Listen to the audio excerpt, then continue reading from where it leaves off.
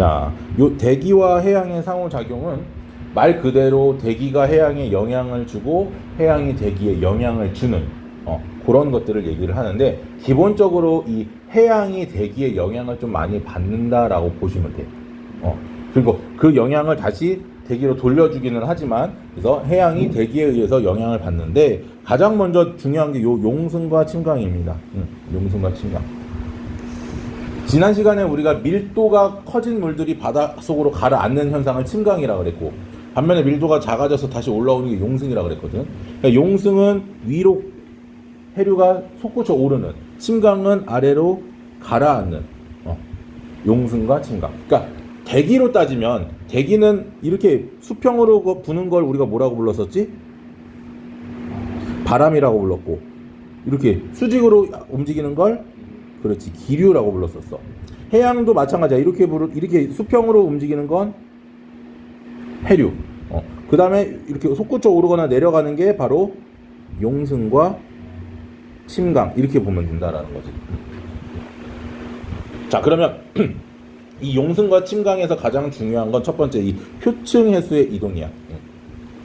바람이 지속적으로 한쪽 방향으로 불게 되면 문제는 이겁니다. 북반구를 기준으로 바람이 진행 방향이 이렇게 이쪽으로 가잖아 지금, 그치? 지금 남풍이 불고 있어. 이렇게 여기가 남쪽이 여기가 북쪽이라고 가정을 하면, 그러면 이 북반구 기준으로 전향력을 받기 때문에, 전향력을 어느 쪽으로 받는다고 그랬어? 그렇지, 전향력. 그래서 북반구 기준으로 오른쪽으로 뭐가? 전향력. 전향력을 다른 말로 코리올리 힘이라고 부르게 됐어. 코리올리 포스. 자, 그래서 이 전향력에 의해서 표층 해수는 바람의 오른쪽으로 45도 방향으로 이동을 해. 45도 방향으로. 그러니까 바람 부는 방향으로 이동하는 게 아니야. 무슨 말인지 됐지? 이게 우리가 바다에 가서 보면은 바람 불면 그쪽 방향으로 물이 이동하는 것처럼 보여. 그건 이제 진짜 굉장히 좁은 지역에서 보이는 얘들이고, 그러니까 대략, 그러니까 이 넓은 지역에서 봤을 때는 표면 해수는 어때? 바람의 방향에 오른쪽 45도로 이동을 하더라. 근데 심층으로 들어갈수록 어떤 일이 벌어져? 깊이 들어가면 들어갈수록 계속 전향력은 계속 받는단 말이야. 그리고 마찰이 생긴단 말이지. 그러니까 표층 해수보다는 해류의 속도가 어떻더라? 더 느려지고 또 오른쪽으로 점점 꺾인단 말이야. 그래서 표층 해류보다 오른쪽으로 점점 꺾여서 들어가는, 마치 우리 무슨 계단이냐, 그거 이렇게 나선형 계단이잖아. 그런 나선형 계단처럼 이렇게 생겨 있단 말이야. 그래서 표면의 해수의 이동은 북반구 기준 바람의 방향의 오른쪽 45도. 그럼 반대로 남반구 기준은 왼쪽에 45도가 되겠지. 왼쪽 45도. 오른쪽 45도, 왼쪽 45도. 이게 이제 전향력 때문에, 그치? 그러면 남반구는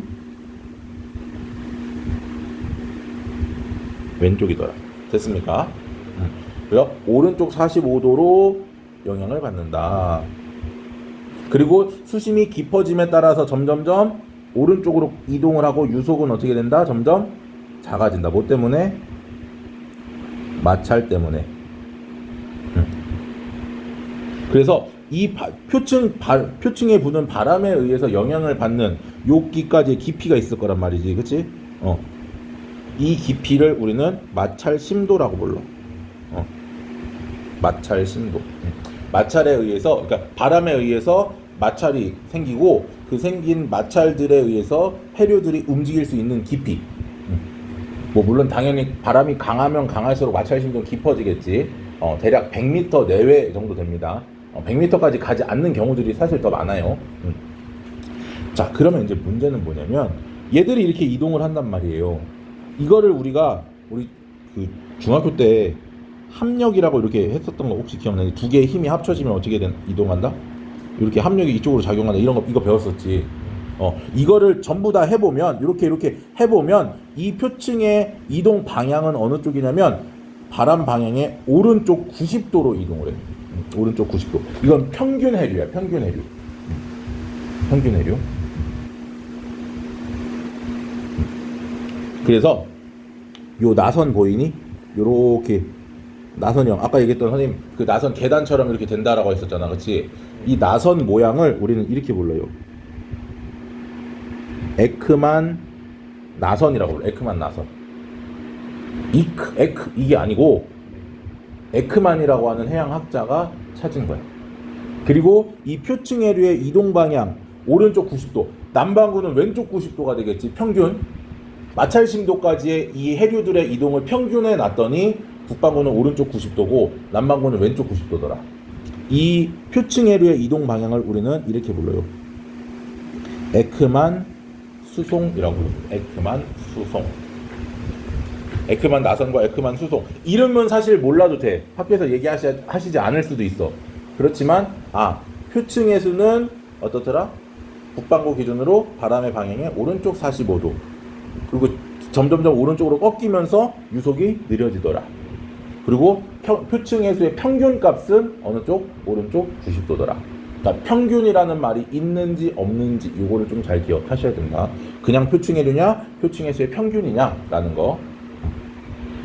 됐죠? 자, 그러면 이 표층해수의 이동에 의해서 표층해수들이 사실 벌어지면 어떻게 되겠어? 그 표층해수를 채우기 위해서 밑에서부터 물들이 올라와. 이게 용승이야. 그래서 표층해수를 뭐 하기 위해서? 보충하기 위해서 올라오는 현상을 용승, upwelling이라고 불러. upwelling.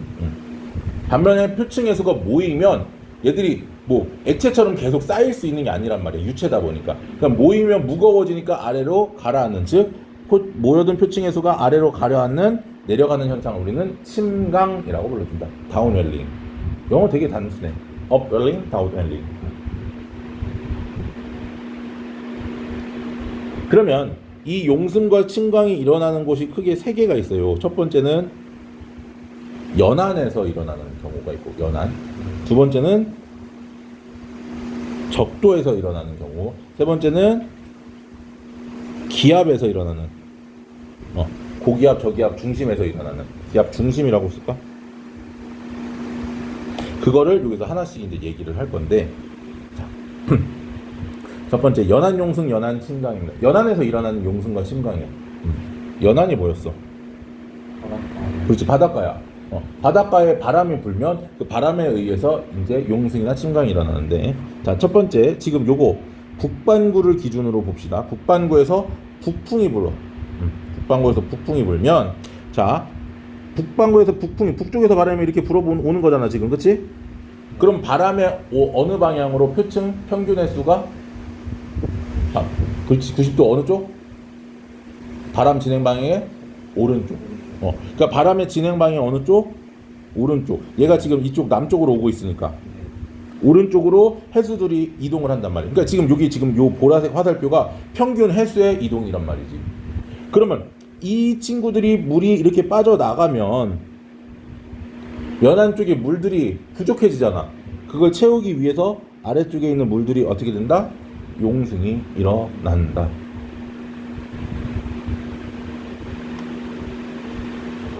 반면에 얘가 만약에 남반구라고 가정을 하면 어떻게 되겠어? 반대로 왼쪽이니까 이쪽으로 오겠지. 연안 쪽으로 밀려오겠지. 그럼 어떻게 되겠어? 물들이 쌓이니까 그때는 침강이 일어나겠지. 무슨 말인지 됐죠? 그래서 이렇게 얘기를 하면 되는 거고. 두 번째는요, 연안, 자, 북반구 대륙에 어디에서 남풍이 불 때, 자, 서해안이야. 서해안에서 남풍이 불 때는 반대로 어떻게 돼? 남풍이 불면 이렇게 부니까 해수가 연안 쪽으로 오니까 어떻게 돼? 침강이 일어나겠지. 무슨 말인지 됐습니까? 반대로 남반구는 반대로 북풍이 불면, 남풍이 불면 어떻게 된다? 용승하겠지. 남반구에서는 남풍이 불면 용승, 남반구에서 북풍이 불면 침강. 자, 요건 그냥 원리만 이해하시면 되고요. 외울 때는 이렇게 생각하세요. 북, 동, 남, 용 이렇게 얘기해요. 북동남용. 북동남은 조건이고요. 마지막 용만 결과입니다. 자, 북반구에 동안은 동해 바다야. 동해바다에서 남풍이 불면. 자, 동해바다는 어느 쪽이야? 이렇게 돼 있겠지. 여기야. 그러면 여기가 이제 육지의 동쪽이잖아. 그러면 남풍이 불면 바람이 이렇게 남쪽에서 불어가는 거지. 남쪽에서 북쪽으로. 그러면 물들이 어떻게 돼? 빠져나가지. 그러면 어떻게 된다? 용승이 된다. 그래서 용승이 된다. 북동남용. 북동남용. 요것만 기억하세요. 북동남용. 헷갈려? 그럼 시험지 받자마자 써. 북동남용 써. 뭐 하면 돼? 그리고 여기서 조건이 하나가 바뀌면 용승을 침강으로 한 번 바꿔주면 끝. 남반구의 동안에 남풍이 불면 침강이야. 남동 남침. 뭐 어떻게 외워도 좋은데 그래도 제일 외우기 편한 게 내가 학생들한테 시켜보니까 제일 편한 게 북동남용. 북동남용이 제일 편하길래 내가 이렇게 외우라고. 만약에 북반구의 서안에 남풍이 불면 지금 여기 있잖아. 북반구의 서해안에 남풍이 불어. 요거네. 그치? 그럼 뭐야? 침강이라고. 북서남침. 아니면 북반구의 동안에 뭐가 불면? 북풍이 불면 역시 침강. 하나가 요 앞에 있는 조건 중에 하나가 바뀌면 용승을 침강으로 한 번 바꿔주면 돼. 근데 두 개가 바뀌면 바꿨다 또 바꿔야 되니까 다시 원래대로 용승이 되겠지. 지금 보세요. 북반구의 서안에 북풍이 불면 북서 북용. 요거 나오잖아. 북반구 서안에 북풍이 불면 용승이 일어난다. 무슨 말인지 이해됐지? 세 개가 다 바뀔 수도 있겠지. 그럼 다시 어떻게 되겠어? 그렇지, 침강으로 바뀌겠지. 홀수개가 바뀌면 바뀌는 거고 용승이 침강으로. 짝수면 그대로고. 뭐만 기억해라? 북동남용만 기억. 원리는 알아야 되고. 원리는 뭐 때문에? 여기 나와 있는 에크만 수송 때문에 전향력에 의해서 나타나는 표층 평균 해류가 북반구는 오른쪽, 남반구는 왼쪽 바람의 진행 방향으로 이동하는 이 에크만 수송 때문에 물들이 연안에서 멀어지거나 연안으로 모이거나, 그래서 이제 멀어지면 용승이, 가까워지면 침강이 되는 그 원리는 당근 기억하셔야 되고요. 그렇다고 이제 우리가 언제까지 원리만 가지고 할 수는 없잖아. 시험 볼 때는 빨리빨리 우리가 또 외워서 해야 될 거 아닙니까? 그래서 뭐만 기억해라? 북동남용. 북동남용. 북동남용. 됐죠? 오케이. 두 번째 적도용승입니다. 적도 부근에서는 무슨 풍이 분다? 무역풍이 분다. 자, 여기가 이제 적도야. 적도입니다. 적도 북쪽에는 무슨 풍이 불었어? 북동무역풍. 그치? 남쪽에는 남동무역풍이 이렇게 불었었지. 그치? 자, 그러면 방금 얘기했던 것처럼 진행 방향이 어느 쪽으로? 오른쪽. 그치? 이건 이렇게. 이쪽. 얘도 이쪽. 얘도 이쪽. 맞습니까?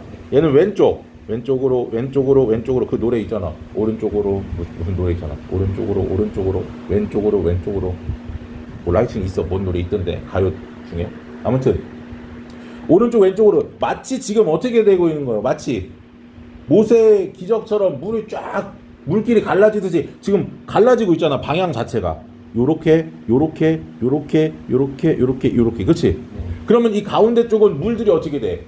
없어지니까 어떻게 돼? 가운데 쪽에서 뭐가? 그렇지, 여기서 용승이 일어난다는 거지. 적도 부근에서. 이게 적도 용승이야. 적도에서 침강이 일어나질 않겠지. 용승만 일어나. 연안에선 용승이나 침강이 둘 다 일어났으나 적도에서는 용승만. 자, 그 다음 저기압과 고기압으로 가봅니다. 저기압 고기압에서는, 자, 저기압 같은 경우는요, 북반구 기준으로 저기압 어떻게 시계 반대 방향으로 바람이 모여 들어옵니다. 이렇게 모여 들어오는 거야. 자, 여기가 지금 여기가 저기압의 중심이야. 그러면 어떻게 되냐면, 자, 저기압 기준으로 바람이 이렇게 시계 반대 방향으로 이렇게 들어온단 말이지. 반면에 고기압은 어떻게 됐어? 시계 방향으로 바람이 불어 나간단 말이야. 그치? 자, 그러면 이거의 오른쪽이니까 어느 쪽? 요쪽. 마치 해바라기처럼 어떻게 돼? 이거 퍼지고 있지? 반면에 얘들은 어떻게 돼? 요쪽 이렇게 돼. 그치? 모이고 있잖아. 그러면 결국은 무슨 얘기냐면 저기압 같은 경우는 물들이 기압에 의해서 바람에 의해서 뻗어나가. 그렇지. 펼쳐져 버리니까 가운데는 물이 퍼지잖아. 그럼 밑에서부터 뭐 한다? 용승이 일어난다. 고기압은 침강이 일어난다. 이 친구들은 둘 다 북반구 기준이야. 그럼 남반구는 어떻게 되겠어? 남반구의 저기압은 시계 방향으로 불어 들어옵니다. 이렇게 불어 들어오는 거야. 시계 방향으로 불어 들어와. 그러니까 북반구는 시계 반대 방향으로 불어 들어왔었어. 남반구는 시계 방향으로 불어 들어와. 이게 반대야. 왜? 코리올림이 아까 전향력이 반대였으니까. 자, 고기압 같은 경우는 뭐야? 시계 반대 방향으로 불어 나간다. 맞습니까? 그러면 역시나 얘는 어떻게 됐어? 왼쪽으로 오른쪽으로